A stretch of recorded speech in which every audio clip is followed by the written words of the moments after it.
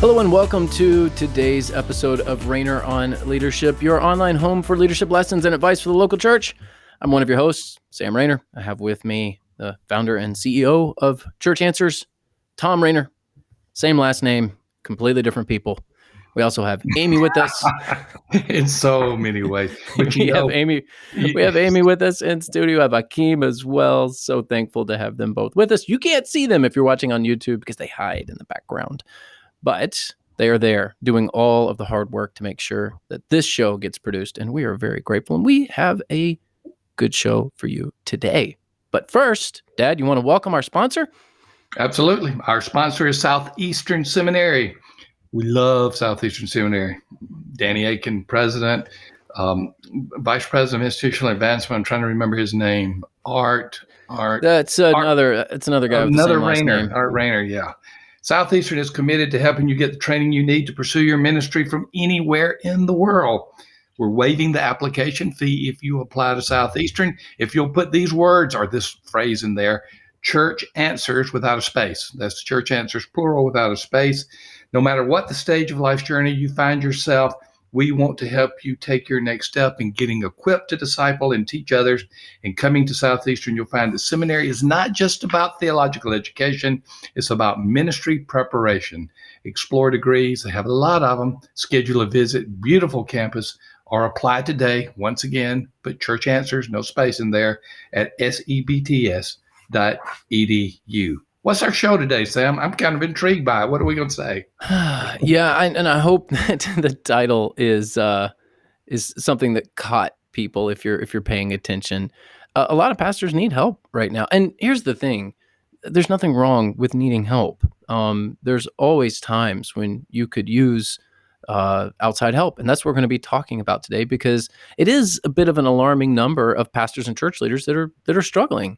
And if you're in that camp, you're not alone. And I know that may not make you feel better to know that you're not alone, but maybe it can help to where, hey, let's get some help. Don't give up.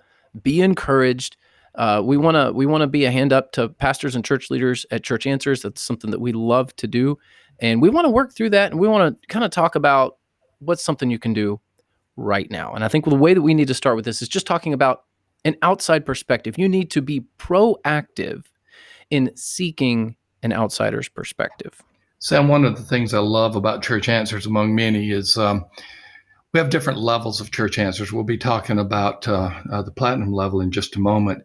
But the entry level, the silver level, it has a place. It's basically your coach or your consultant on your smartphone, and you can go and ask questions, or you can interact with other leaders. It's an incredibly safe place.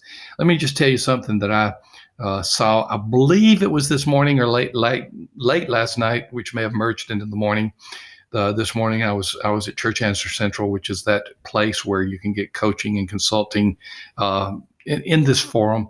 And one of the pastors was talking about he got a pay cut. And he's, like many pastors, the church gives him just a certain amount that you divide up any way you want to for your compensation. After he put a little bit into retirement, not much, after he set aside his medical expenses, which were part of his package, he had to pay his own benefits. This full-time pastor had $300 a month to live on. Wow. $300 a month with his family. And he's just there, saying, what do I do? What did I do? And basically saying, is it time for me to leave? And how do I know it's time to leave? And then the community jumps in, because there's no person in this community of Church Answers that has a haughty attitude that I see. And if there happens to be one over the years, we've recommended some other places. We've dealt with if it rears itself, we deal with it. We deal with it, and it's not that many of them, and very, very few in the course of a year, if any. But I could tell just by the conversation that took place, the outsider's perspective gave him calm. The first thing it told him he wasn't alone, because there were other pastors who say, I get that. I've been going through that. And the day before this, I was talking to a pastor who's going through depression. And again, he's getting the outside help that he needs. That same day, I was talking to a pastor in South Carolina, not an issue of depression, but a issue of perspective and direction. Where do I go from here? And it really brings it to this point. I'm their coach. You are the coach of many more than I am. We have other coaches. These coaches can give you encouragement without the platitudes, and it's immensely helpful. And for years, Sam, at Church Answers, we've had the highest level of coaching, which is called Platinum, and we've limited it to 25. But for the first time, we are expanding it to 30. Tell them, just tell the listening and the viewing audience a little bit about that before we move on to some of these other points. Yeah, and I'm definitely excited to talk about it. This is one of the first resources we offered at Church Answers, and we don't really advertise it, except now we're talking about it a little bit because we do want to expand it out a little bit. We've got 5 open spots that we're gonna put out there because we just see this need, and it's basically 24/7 access to somebody. Now, I do get emails at 3 in the morning. I may or may not be up to respond, but first thing I'm going to get to it. So when we say Well, what 24, would happen is Amy would see it in my inbox yeah, and she'd notify yes, me that I had a yeah. 3 a.m. I don't know when Yeah, Amy sleeps. She's she doesn't. she's 24. She is 24/7. The machine. She is a machine, and she'll get it done. But we at the Platinum Group not only has the cohort and the peers and the level of a high level of encouragement and help. You have complete access to your coach. And it's unlimited access, and that's really what sets it apart from a lot of other things that are out there. Is you get unlimited access to this coach. Sometimes you may need a little more time, sometimes you may need a little less time, but it is our highest level in the subscription. But I think that it is the most valuable of all the levels. Let me put it that way because of what we're offering. Let me add a few points as well to your well stated points. First, we do have a monthly coaching call. Now that's with the entire Platinum Group, and so uh, when we say you have 24/7 access, that's one-on-one access. But Correct. we do have a monthly call with a Zoom call with the Platinum Group. They're a very close knit group, and we have an annual meeting in person. And the annual meeting in 2022, we just had one in 2021 in the Nashville area. That meeting is going to be in Bradenton, which I love. Bradenton. I don't know if I ever told you how much I love Bradenton, I do but too. I live here. I know you do, and you should be proud that you live there. But we're opening this Platinum group, and we can put the links in there and all that. The purpose of this is to talk about getting the help you need. That's one of the resources that we have right now. But I'm going to let you continue on since I covered these first 2 points pretty quickly. Yeah, I'd just say another part of coaching, which since we're specifically talking about coaching, that is helpful is sometimes you just need to vent, and it is very dangerous to vent to people inside of your church, even Totally people. so. Even people you trust, even your closest friends, and maybe you've got that kind of relationship with somebody in your church, and if so, you are blessed. Maybe you've just got that close friend that you can pretty much say whatever to inside the church, and it's okay. But a lot of times, if you just vent to somebody and you don't have that relationship, it can come back to bite you and bite you hard. Even if your motives are pure, even if you're correct in your assessment, it's just the fact that you are venting. And that's a normal human emotion. Venting is not sinful. I guess it could be if you take it there, but in and of itself, it's not. It's just you getting something off of your chest. It's you releasing a burden to someone. That's what friends are for. That's what coaches are for. That's what, if you use an old term, accountability partners, that's what they're there for. And you need somebody from the outside. You need a coach. It's necessary to have friends on the inside of the church. And we've talked about that before in other episodes. Like you Right. need those people that you're close to inside the church. But at the same time, there are certain things about the church that probably are best for most people not to hear who are inside the church. So you need that outsider's perspective. And that's why having a coach, having somebody in your life who's not a part of the church that you can vent to is so important.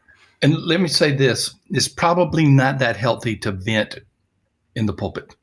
And let me give you an example. I don't have the video handy right now. I probably could find it because it was sent to me a few years ago, but I'm not going to send a link to it. And No, we can't do that. You'll understand why.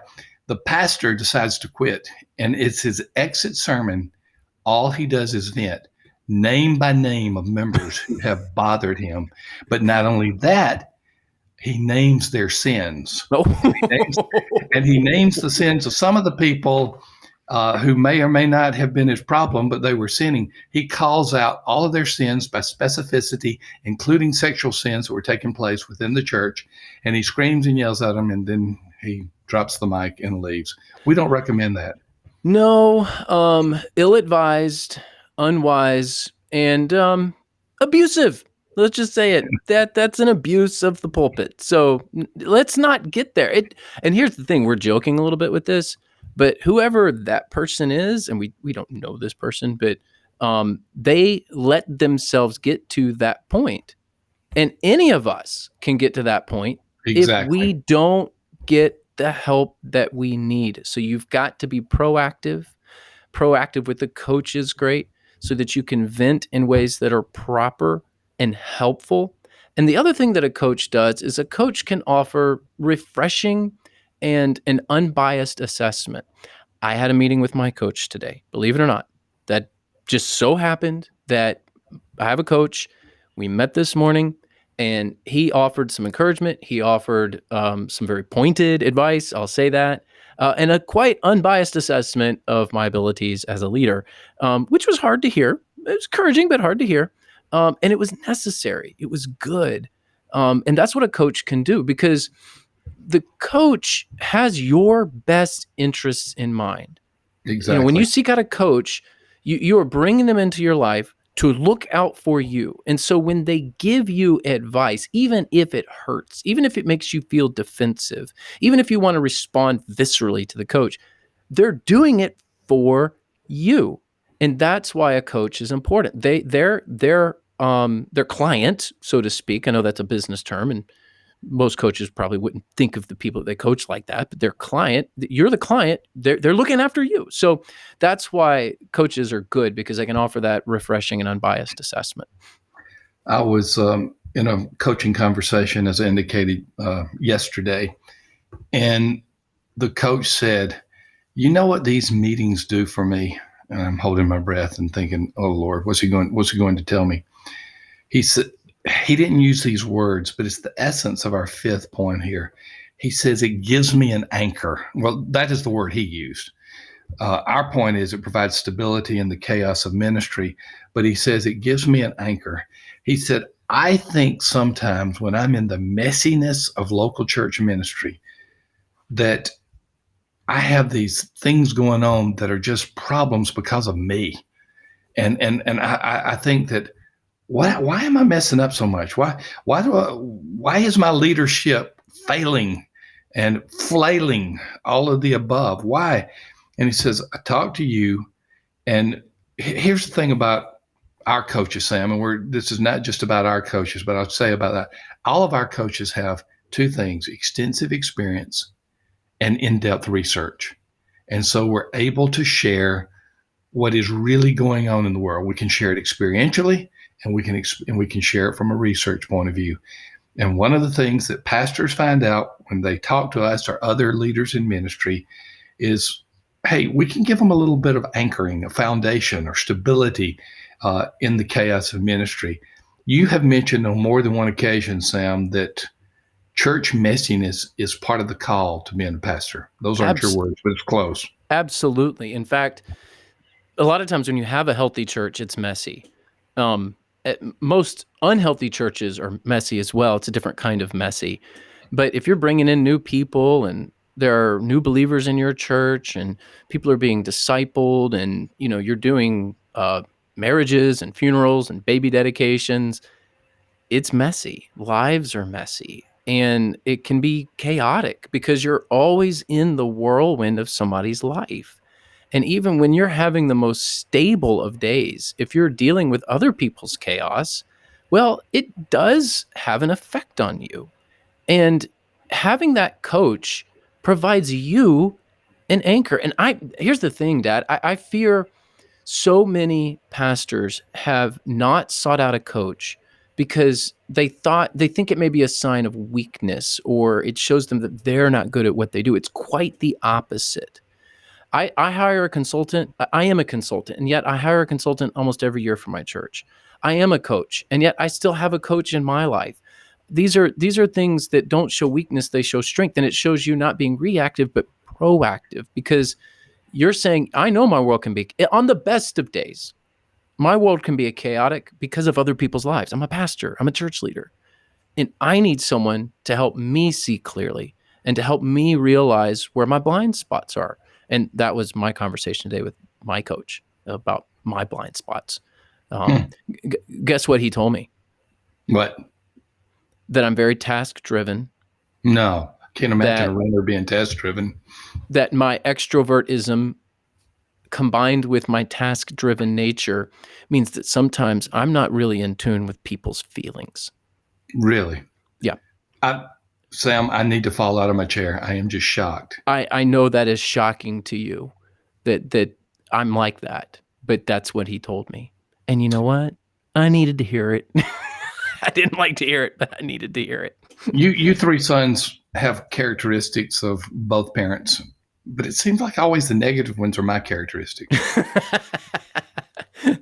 See, my problem too is whenever I take a personality inventory, I end up being something. And whatever that something is, I'm extreme in that something. So when I took the Myers Briggs, I'm an ENTJ, and I'm like way on the extreme of the E and the N and the T and the J. Just put There's an no, I in there. Just put an I in there for me, and you're an I'm happy. INTJ. Yeah. And there's no balance in my life, which means that I can come across quite forceful Now, sometimes. let me just say this: you And I don't come needed to hear that across from my quite forceful. coach. You are quite forceful. This is not a perception issue. This is an action reality issue. We had that discussion. I was like, hey, coach, David's his name. David, why do people perceive me like this? He said it's because you are this way. That's pretty straightforward. It's pretty straightforward. But let me tell you, I'm in a much better place right now because I had that conversation. I'm feeling all right. I'm like, oh man, it kind of punched me in the gut. And he even said that. He's like, I'm kind of punching the gut with this. But I'm like, you know what? I'm all right. I can fix this. I can do this. I can be better. And that's what a coach does for you, is that it So, helps you get to that point to where you're like, I can be better. I can do better. so during the holidays, does this mean you're going to look up from your laptop and No, interact with us? no, because my boss keeps giving me things to do. Your boss is going to take things off the plate because I'm reporting to a boss who said I better take things off your You plate so are you you can going to write interact my with us. book for me? Because that's what I need. Yes, I will. Yes, if you'll interact with your family. We've just come. Well, we're not out of COVID, but we've come out of hopefully the worst season of COVID. Certainly, we've come out of the quarantine, and everything that we're saying has been exacerbated by COVID. All the need for help, all the need for unbiased assessment, all the chaos, everything has been exacerbated. And it's been a storm. It really has been.